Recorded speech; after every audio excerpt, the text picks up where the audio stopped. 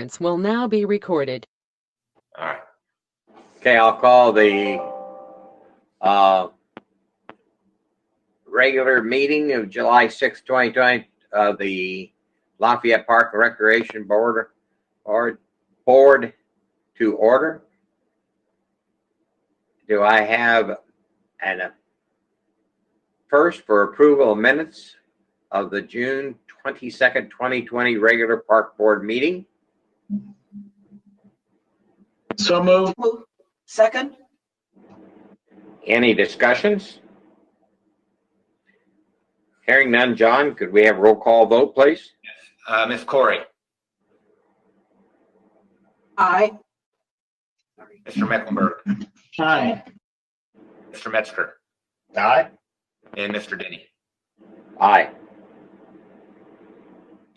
Okay, that takes us to approval of claims, and I'll need a motion to approve the general fund claims in the amount of $6,853.51, and non-reverting fund claims in the amount of $18,842.86, and bond fund claims in the amount of $462,984.38, for a total of $488,680.75.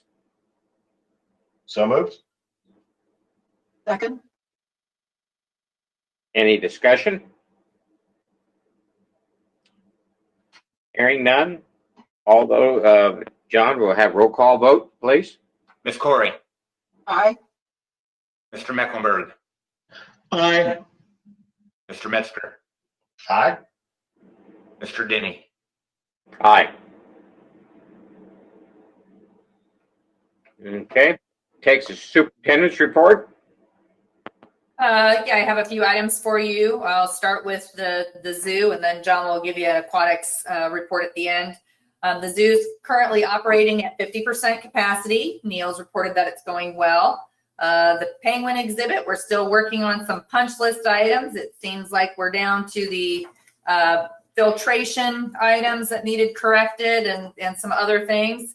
It's been a little bit of a challenge to work with the architects and engineers that are out of state during this pandemic. We've sent them a lot of videos for them to review, but it's not quite the same.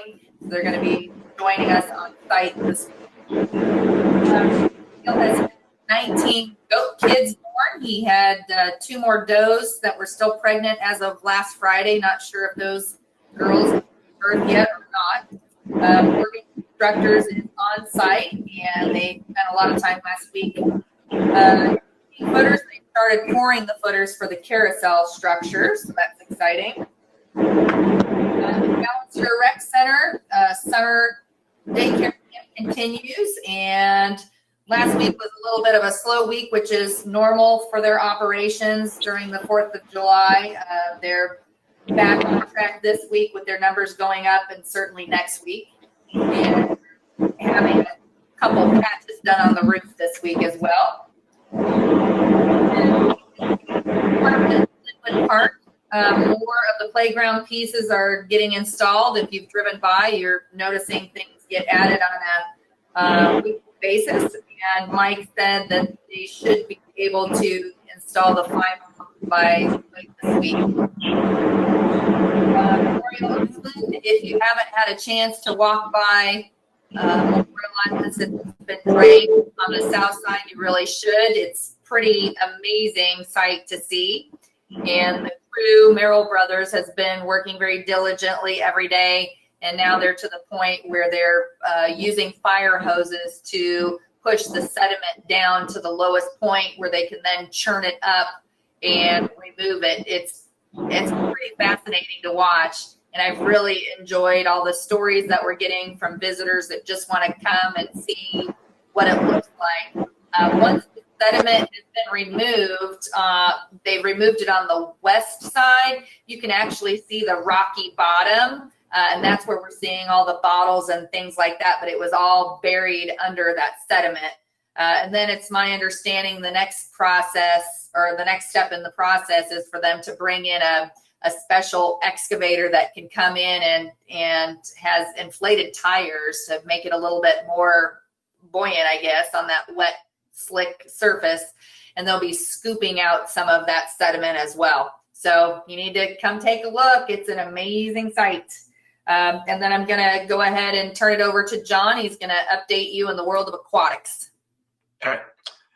Thank you. I'll go ahead, and since I have control of the screen here, I'll go ahead and put the report up so you can follow along if you can see that on your screen. That's our numbers through July 5th, 2020. As you can see there at the top, at Tropicanoe Cove, we've had to date 16,890 guests for an average daily of attendance of just over 804 per day. And that has generated $137,346 in revenue in 21 operating days. We have had, as you can tell, favorable temps. The average temp is up this year to 87.5. We've had 5 days with rain, and we've actually closed on 3 days this summer due to weather. At Castaway Bay, we continue to do well at Castaway Bay. You can see we are just under 8,000 guests for the summer, 7,932, an average of 203 and 0.54 per day. Revenues 33,560.50, which is up over last year. 39 operating days at this time as opposed to 35. That average temp's up a little bit, 89.3. It's obviously been open a little bit longer, and they've had 6 weather closings in 11 days with rain. Vinton is tracking right along with where we were in 2019. They had a really strong start to the season. Once the Cove opened, we saw their attendance dip just a little bit, 5,685 for an average of 145.77. Their revenue is up, however, significantly, $13,348 over last year at this time. I attribute that to a lot of their attendance normally are day camps at this time of year, and those are camps that are invoiced after the fact, so our revenue normally lags a little bit. However, day camp attendance, as you might expect due to COVID-19, is down quite a bit at both Castaway and Vinton. So the guests we are seeing at both those pools tend to be actual paying customers who are paying right at the gate. So that accounts for the difference in the revenue that you're seeing there at Vinton, where we're just right on track with the attendance numbers, but revenue is a little bit ahead. And then in concessions, to this date, we've done fairly well in concessions. We're really pleased with the business that we've been able to do. $57,620 in revenue as opposed to $74,118.39. And as you're all aware, we continue to operate at 50% capacity at all 3 facilities through at least July 18th, and then we'll see where we're at that point in time. So all things considered, given the circumstances of what we're currently going through and how we're operating, pretty good numbers at this point in time. Thanks, John. And that's going to conclude our report for today. Thank you, Claudine and John. Next thing with communications. Do I have any board communications? I do have a question for Claudine. Yes, sir. Is there any day in the future I need to put in the calendar to take my time off to go pick up the penguins? Well, funny you should ask that, Dave. The last communication that Neil has gotten from the U.S. Fish and Wildlife Service is a brief email indicating that she has been assigned to another project, which sounded like it might be a little bit more important than our permit. So Neil is working hard to try and track down this permit. So Dave, you'll be the first to know. Can't wait. I can't wait till Flag gets those little farts.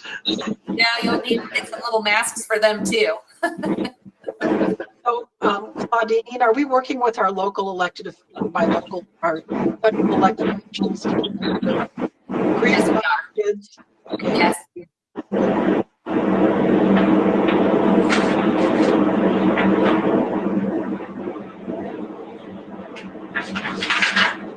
Sounds like someone's in a wind tunnel.